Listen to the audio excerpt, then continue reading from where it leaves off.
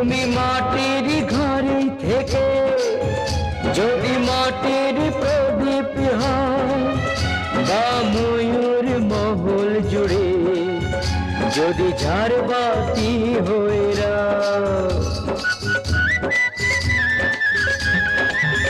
তুমি মাটির ঘরে থেকে যদি মাটির প্রদীপ হও, বা ময়ূর মহল জুড়ে যদি ঝাড়বাতি হয়ে রাও।